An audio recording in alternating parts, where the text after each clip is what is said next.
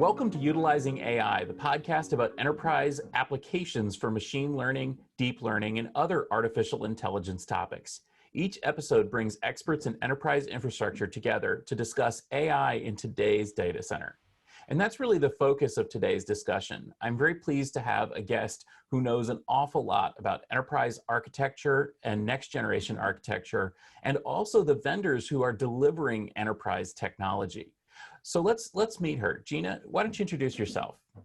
Hey y'all, I'm Gina Rosenthal, and I am the founder of Digital Sunshine Solutions, and I help companies look at how they're talking about these types of things, how they're talking about what they're bringing to market and how they can help other companies with things like AI.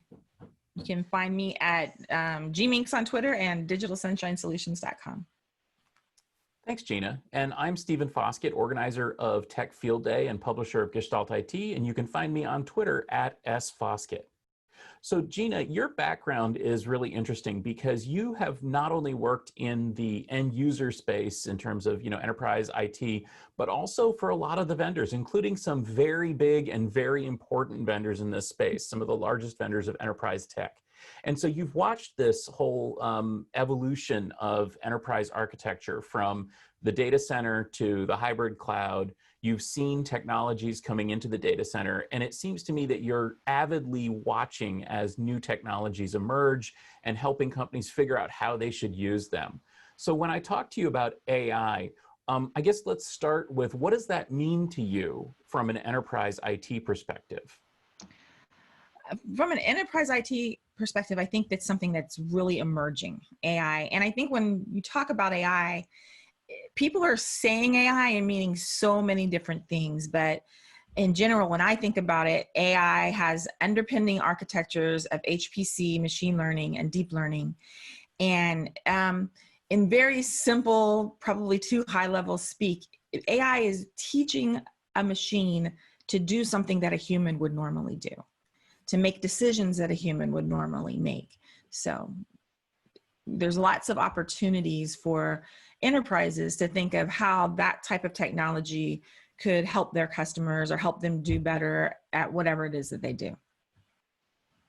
So yeah, and I think that that's sort of I guess the classic definition is how can computers and computer systems in a way replace human decisions, not necessarily just augment human power. And I think that it's good to have a broad perspective on it, because in many cases when vendors start talking about AI, they mean one specific thing, right? A lot of the time it's AI washing, but if it's not, what kind of AI applications are you seeing now in the real market for the enterprise? For the enterprise, I think you have to be careful because there is a lot of AI washing, but there are applications people are creating. I think one of probably the most prominent ones is to catch spam, not spam so much, but to catch threats to their networks or to their environments, and being able to learn. So think kind of the Bayesian filters we had 20 years ago, but actually teaching a machine to teach itself over and over again, training it that this is bad. Let us know if this happens. Let us know if this happens, come and get us so a human can intervene.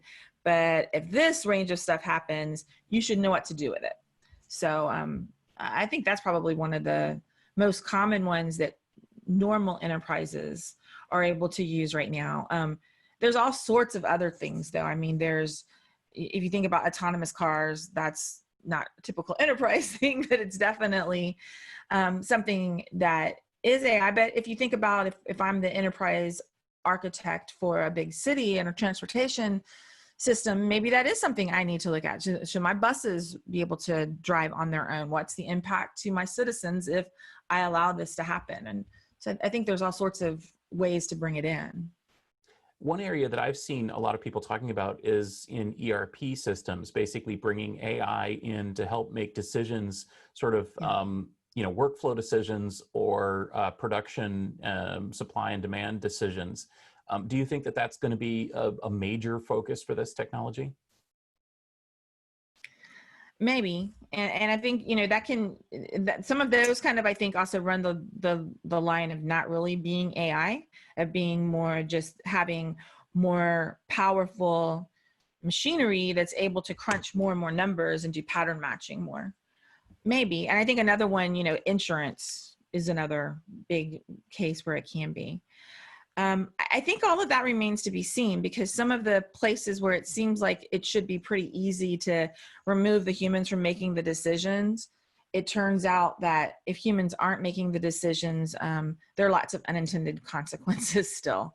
So, because we don't program anything without, everything that we do in technology has our own biases, even if the biases are ignorance, you know, built into it. So that remains to be seen, to see like how people are impacted personally, if it's good or if it's bad, to see if that keeps going forward. Yeah, that's actually one area that concerns me overall, and certainly in the case of like ERP systems. You know, if you're only driving using the rear view mirror, and in many ways, like machine learning really is only driving using the rear view mirror. You know, it's only driving based on what it's seen before. What happens when it encounters something that it has never seen? And frankly, you know, I think that a lot of the AI experts might say, well, you know what, it's actually going to be surprisingly effective at handling those situations. And maybe it will be, but maybe it won't be. And it's awful hard to know, because basically, how would you know? Nobody knows exactly what the system is going to do. And that's actually a huge point of this, right? So the way that the systems learn it's very interesting, just even the terminology. So this whole field is not brand new. It's got 30 years behind us. You've got big universities backed by lots of government funding running enormous bare metal clusters, running HPC architectures, and running machine learning, deep learning on top of that. So the terminology is very interesting. So the data scientists look at the problem and say, okay, I want to build an application to solve this problem. Then they decide which type of neural network they're going to use. And they named it that because that's what they're trying to do, is to teach this machine to think like a person. And the neural networks are a bunch of math, being very general, right? But like lots of math. They put weighted decisions here and there. They find a great big bunch of data. They run it through this neural network. They run it over and over and over again until they get the percentages where they find them to be appropriate as far as the neural network spitting out correct answers. Once they do that, they give it a bunch of untrained data. They check it again and see what that percentage is of correct or incorrect data. And I think that is, you know, what the data scientists do. The data scientists pick those neural networks, and that piece of it's very important. It's probably very particular to the risks involved to humans or to the business about what that percentage of right or wrong as they're doing the training can be.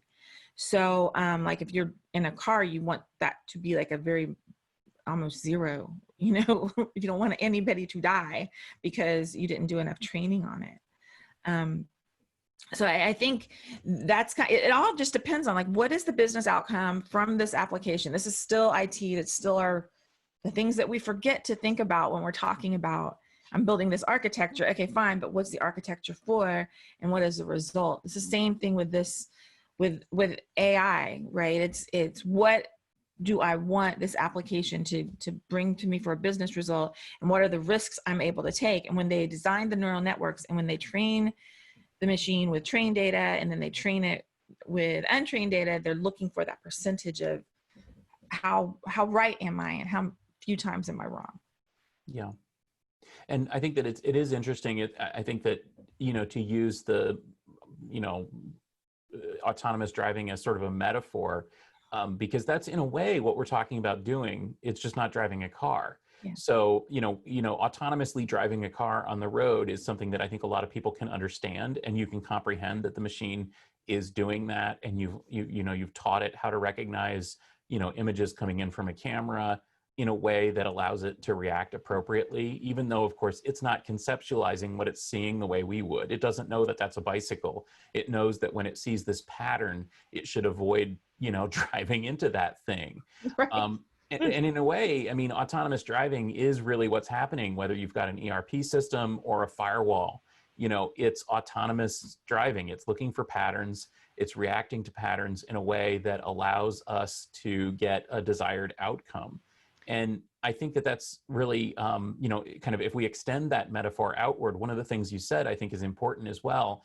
And that's that, you need to have some guardrails around it. Maybe an autonomous driving system can only work on the highway in a controlled access sort of way, where you're not going to have somebody driving like across the street in a bicycle or something. You wouldn't encounter that on the highway. So maybe the machine doesn't need to know that. Similarly, maybe a firewall system doesn't need to know how to handle every possible type of traffic. Maybe it only needs to understand web server traffic. And you can feed it, web server logs from years and years of access, Exactly. and tell it, find anything that's unusual here, and not say, oh, and now we're going to put it on our VDI application or our banking systems, because of course it wouldn't have no idea how to deal with those systems, right? Right. And I think that's the beauty of it. So like, I think that having this, backing up and having this understanding, this is a new type of applications being designed in a way where, we as typical enterprise tech people aren't used to architecting for. But these applications can do some pretty cool things. I mean, this is how they have been able to, the scientists working collaboratively together have been able to identify and zero in on COVID-19, what it actually does and how the actual RNA works. And they're building models to that's what they're going to put in the vaccines is they're building models all based on this. They would have taken them so long to do this if they didn't have already these models built and have all the data accessible. And I liked what you said a minute ago about this historical data. Like, that's amazing. You've got some verticals that have data that they've digitized that goes back hundreds of years. Think about just retail. If we ever get to go back to stores, this is one of the things the retail folks have been working on is, okay, if you walk in the store and you're a customer and you have our app, we know that you're here, and we can tailor your experience through your phone, which becomes an IoT device, to all of our devices that we have throughout the store. And we can take all of the experiences of our customers every night, pull that back to our historical data over the years of all the times you've shopped with us. We can crunch and crunch and crunch and figure out how to make those experiences even better for you, which impacts our supply chain, our prices to you, how we staff the stores, what services we offer, all of those things. So there's, it's not all gloom and doom. There's really cool stuff that can happen. However, like even just that situation I just described, that's not a typical enterprise tech thing we would think about architecting right now. And that's the thing, is we've got to break out of this idea that it's just another application. It's just a cool thing to learn, and think about what could happen, if you expand your mind of thinking of how a network can work and thinking of what is a device and how could those can merge together to take data, continually feeding it through to produce something cool. Yeah. Well, and that actually leads me to another question for you. And, based on your experience in enterprise tech, most of you and me, most of the things that we've worked on are more on the infrastructure side, the IT data center side of things. And of course, IT infrastructure serves the line of business. So in your opinion, do you think that AI is going to have a bigger splash early on in the infrastructure side of things or on the line of business side of things? So like an application like you're mentioning, like retail or something like that, versus a firewall or something. So what I would hope, right? What I would hope is that everything we've learned from the DevOps wars and all the rest of it, is that this would change, and that ops and the line of business are working closer together than ever before. So if someone comes up with, I'm the app owner and I'm the orchestrator for all of these things, maybe that app owner has IT people that are his partners or her partners, and they work together super tight. So when they come out and say, okay, here's the idea I have, and it's going to be in the stores, and we're going to take this old data and we're going to do this and we're going to spread it around.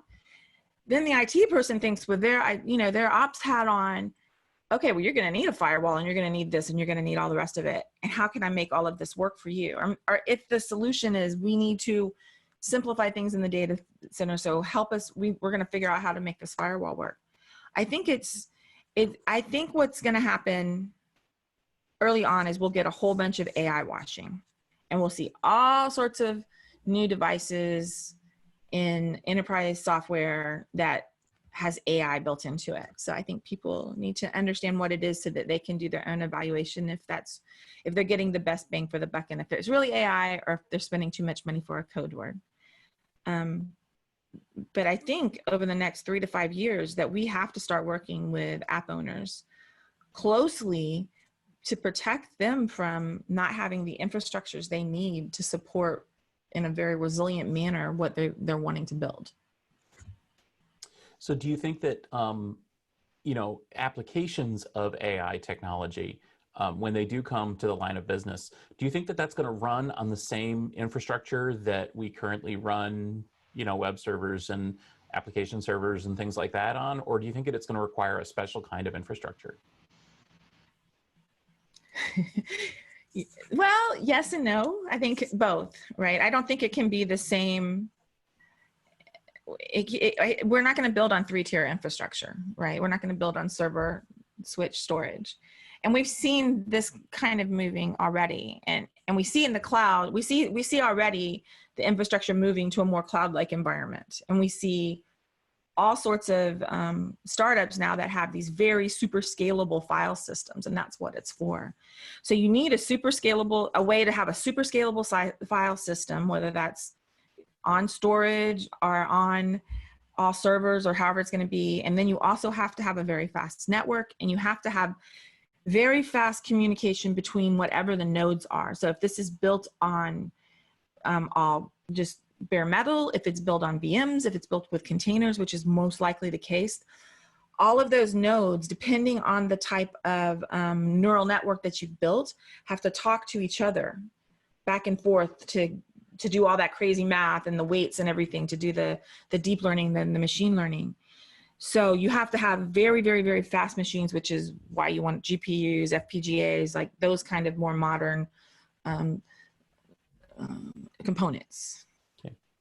Yeah, and I think that from an infrastructure perspective, I'm looking at it and thinking, GPUs, GPU sharing, that's obviously, composable infrastructure. That's obviously a specific technology that can be leveraged in AI workflows. And as well, you mentioned storage. You need very high performance storage, very scalable storage. That's a technology that can be leveraged in AI workloads.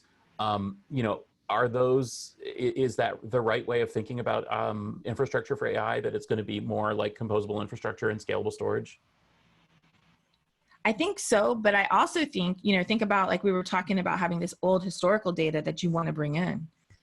You're going to have this data that's going to live someplace. Hopefully you won't have it all on tapes. Maybe you can pull that into someplace. Where do you pull that into? And how do you make that available? And how do you make it secure? So if I have a data set that I want to give to my interns, and it's the same data set that we're using for production, like how do I get these humongous data sets to the different teams that need to use them to run through as training models? So so you've got lots of things to think about. You've got the application that gets presented to the end users. You've got the machines that are actually doing the crunching of the information. You've got potentially older information. You've got potentially, these IoT devices, which I think is all part of this discussion, right?